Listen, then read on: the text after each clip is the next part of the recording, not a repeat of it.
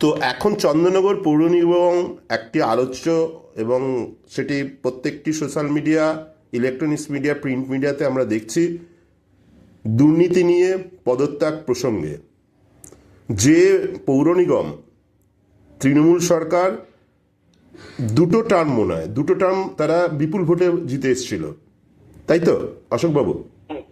তো দুবারই তারা দেখা গেল দুবারই তারা চালাতে পারলো না, পৌর নিগম চালাতে পারলো না। এর কারণটা কি?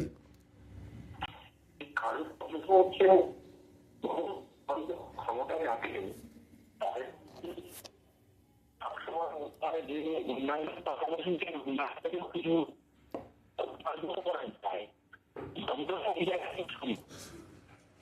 আগের বারে যে ভোট ভেঙেছিল 18 সালে, সেই 18 সালে ভোট ভাঙার পর থেকে মানে কারণটা ছিল নিজেদের মধ্যে ভাগ বাটোয়ারার একটা বিষয়, এবং সেখান থেকে দ্বন্দ্বের শুরু, এবং সেই দ্বন্দ্বের মধ্যে দিয়েই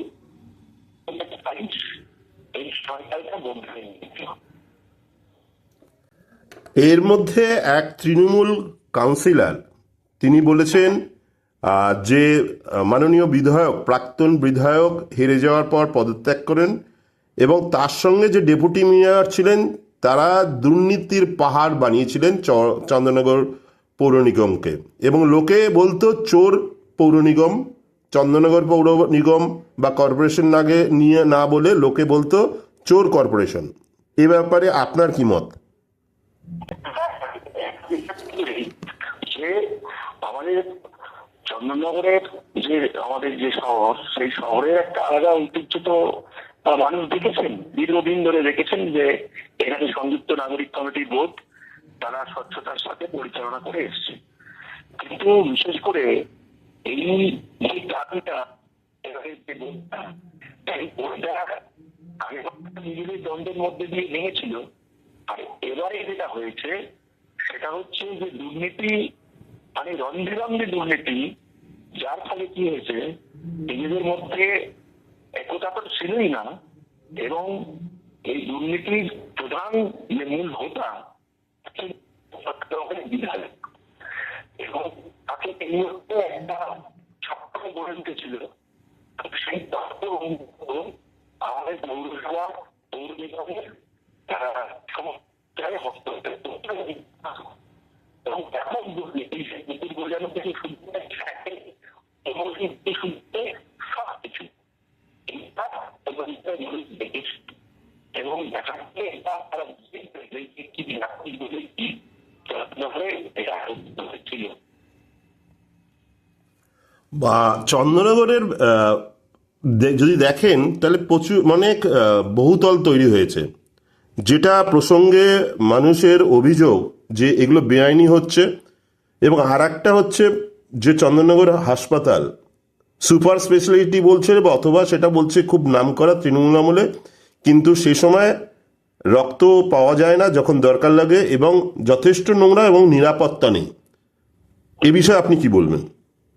এটা হচ্ছে যে আবাসন তৈরি হচ্ছে, সেই আবাসনগুলো সম্পর্কে অনেক তদন্ত হওয়ার প্রয়োজন আছে। কারণ এই হচ্ছে যে সমস্ত যারা প্রমোটার তাদের মধ্যে কয়েকটি দক্ষ তৈরি করেছে, এবং সেই আবাসগুলো অনুমোদন দিয়ে নির্মাণ করা হচ্ছে 10 লাখ, এবং তার অনুমতি দেওয়া কেউ কেউ ইঞ্জিনিয়ারও তারা এর সঙ্গে যুক্ত হয়ে পড়েছে, এরকম অভিযোগ আছে।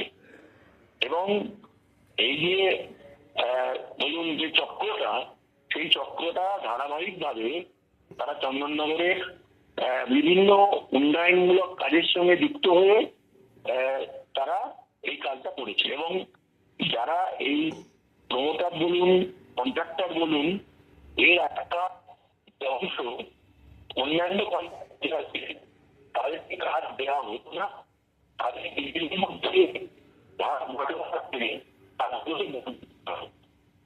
এর মধ্যে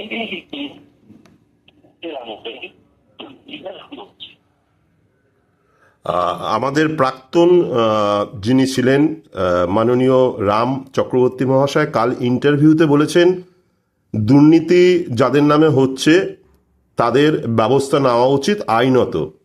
আমার প্রশ্ন, আপনারা তো কাউন্সিলর ছিলেন এবং উনিও কর্পোরেশনের মেয়র ছিলেন, তাহলে গত 15 বছরে কেন নেওয়া হয়নি? এ বিষয়ে আপনার মত কি?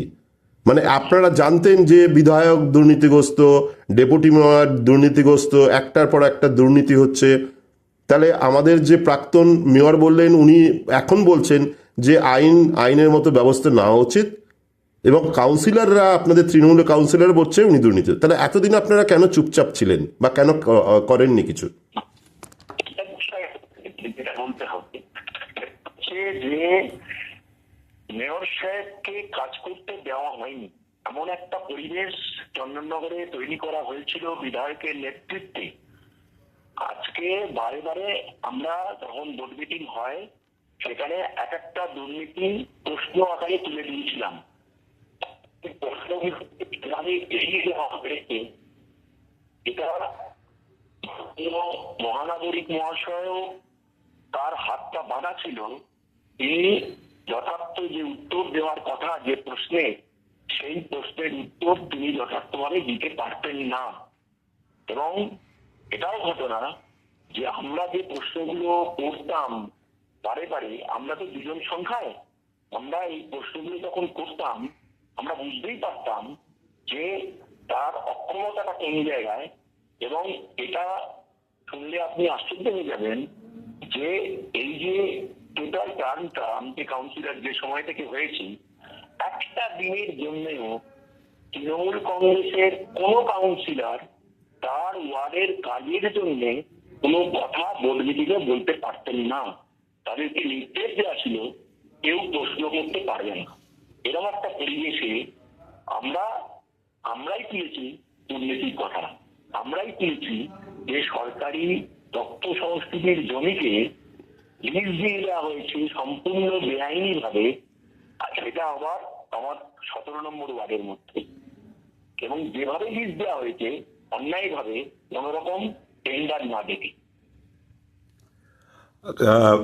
বলা হচ্ছে যে প্রাক্তন যে বিধায়ক ছিলেন তার একটি বাগান বাড়ি নিয়ে খুব আলোচিত, এবং আপনাদের সবচেয়ে আলোচিত বিষয় যেটা হচ্ছে আলো হাব আপনাদের চন্দননগর, যেটা সারা বিশ্ব চেনে ইলেকট্রিক নিয়ে, মানে আলোকসজ্জা নিয়ে, এবং তাদের উন্নয়নের জন্য প্রাক্তন মুখ্যমন্ত্রী তিনি একটি আলো হাব করেছিলেন। সেখানে হঠাৎ দেখা গেল একটি বার কাম রেস্টুরেন্ট হলো এবং তার সাথে একটি হোটেলও হলো। তো এ বিষয়ে আপনারা কেন প্রতিবাদ করেননি, বা এটা এখন কেন প্রতিবাদ হচ্ছে?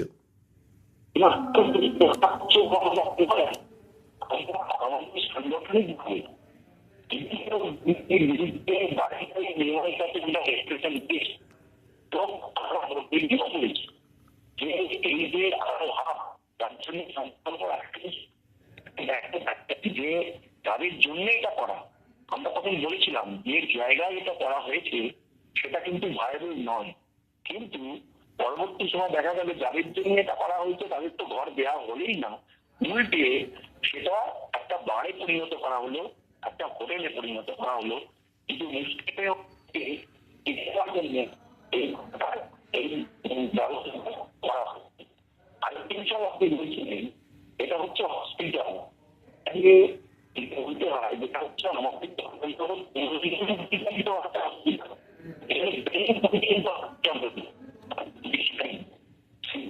হসপিটালকে সম্পূর্ণরূপে বন্ধ করে দেওয়া হয়েছে এবং তাকে কোন জায়গায় পাঠিয়ে দেওয়া হয়েছে যেখানে গ্রামাঞ্চলের মানুষজন যদি তারা এসে এখানে চিকিৎসা করাতো। আর এটা সুপার স্পেশালিটি হসপিটালের কথা বলতেন, সাব ডিভিশনাল হসপিটাল যেটা, সেটা বিল্ডিং তৈরি হচ্ছে, যন্ত্রপাতি জোরে আসছে, কিন্তু সেই যন্ত্রপাতি করা হয় না, বাইরে থেকে বেসরকারি করার করণের মধ্যে দিয়ে এই হসপিটালটাকে চালানো হয়। এটা আমার শেষ প্রশ্ন। চন্দননগর আপনারা কিরকম দেখতে চাইছেন? মানে এখন ধরুন যে চন্দননগর লাল দুর্গ ছিল একটা সময় লাল দুর্গ ছিল, ভবানী মুখোপাধ্যায় মহাশয় মনে হয় 7বার জিতেছিলেন পরপর। তো সেখান থেকে আপনারা 2 হয়ে গেছেন কাউন্সিলর।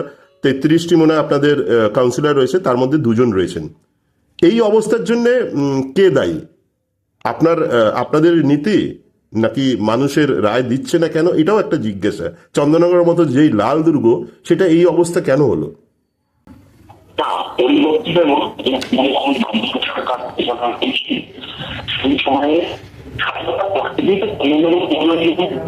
পরিস্থিতিতে পরিচালিত হচ্ছে এবং সেটা নাগরিক করে পরিচালিত হয়েছে।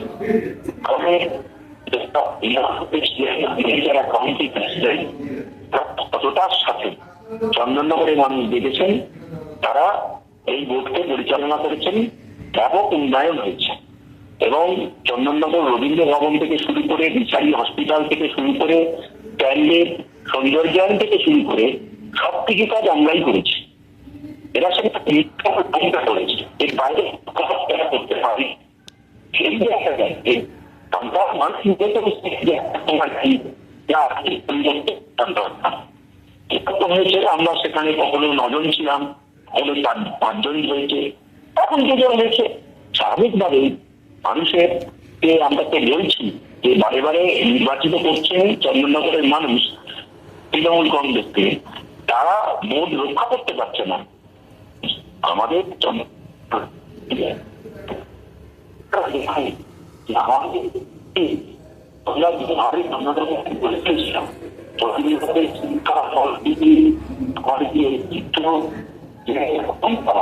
সেই পরম্পরাকে রক্ষা করতে গিয়ে এমন চন্দননগরকে পিছিয়ে দিচ্ছে। হয়তো কিছু